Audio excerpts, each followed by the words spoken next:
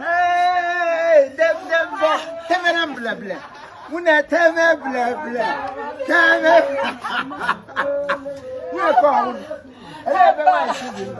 Hey, if I have more than I choose it. Why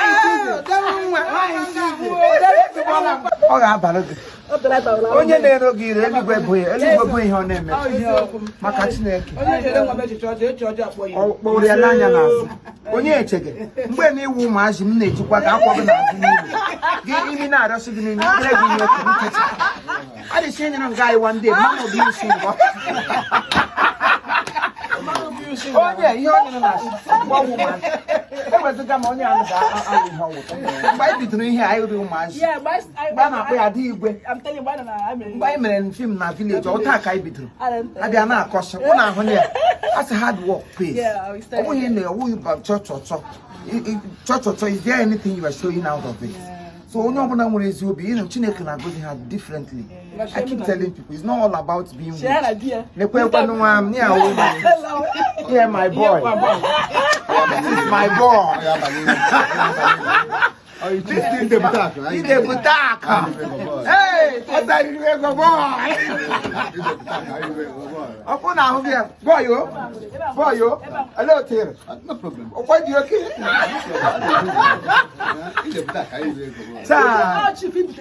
He's the butak. One.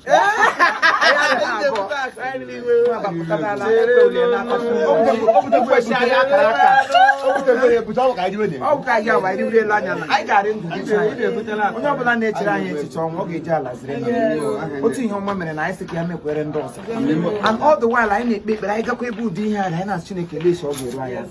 That told China. Bonnie Lanya Bally. He won't Chinese telling I gave me Wadim. I make when I am now near Kuja Madamona. You can see God is blessing us. All these years I've been trying to, you know, God's time cuts all the best. And you can see, I'm here today to see my sister. I'm move for the mayor. I say, from childhood. Imo. Why join Nollywood? And when your man I got somebody say, hey, when did you join Nollywood? Since 2000. Onye gafele 20 years of age. Or what be 20 years? So we had that. Come now, yourself. I be from Maggi and now before Gabeni.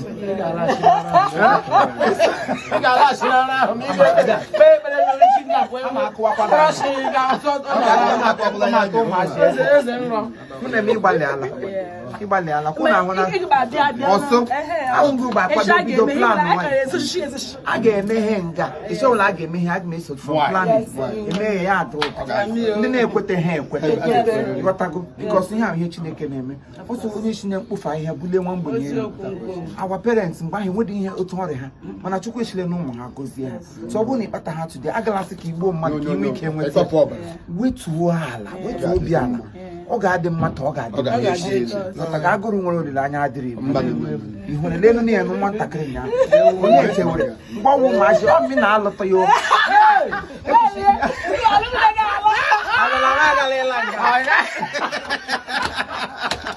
The pen guy.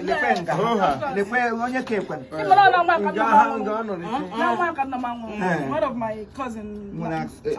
Machine. Yes, I remember. No. It is well.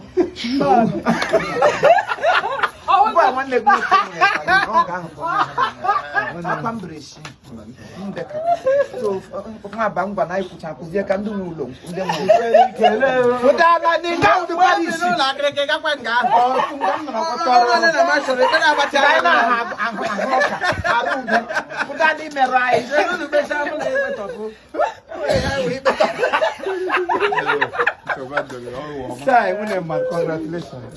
Congratulations. So, now has you a Chineke a Yahanunga.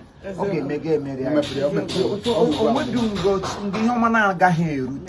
every family of Latokwasha Chineke must visit them. Can what go do in the picture? If you and I, Iman guy, you told him, but my job block, you know?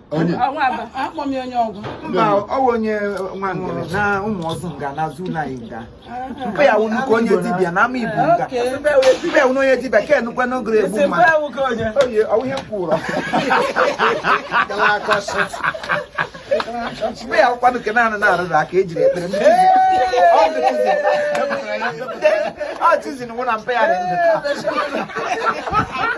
Was Bahor on Pay, yeah, but we're packing in hot.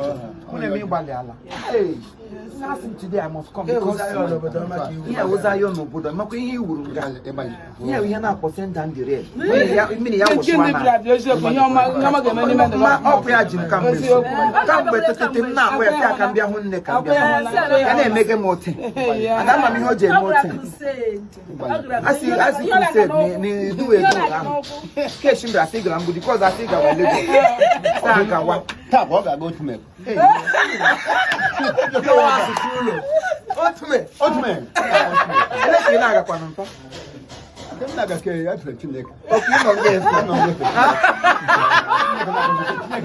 Oh, no, because you cannot because yeah, all vice versa.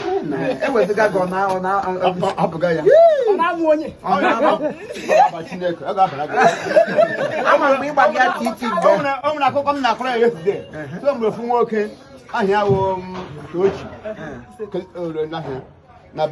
So we in Nigeria now, if I'm woman, I'm one and work, one and one. Oh, yeah, you work a young woman, they cook out okay, not that, but not I've been there.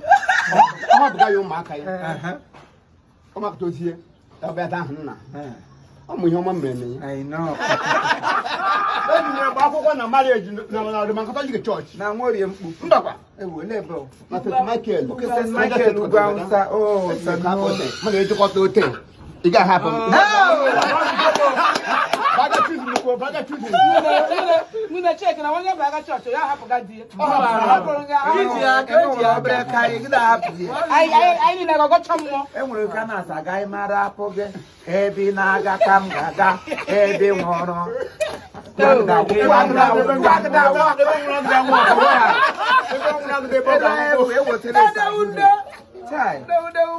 Oh, Munem Temen Blabla.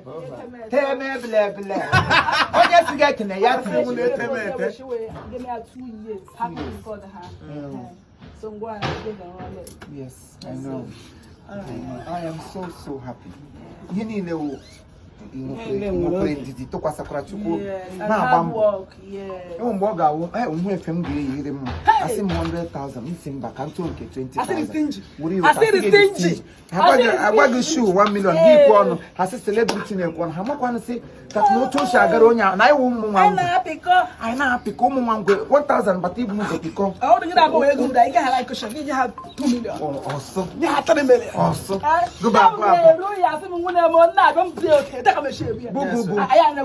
Ndino ga batu ndino ya batu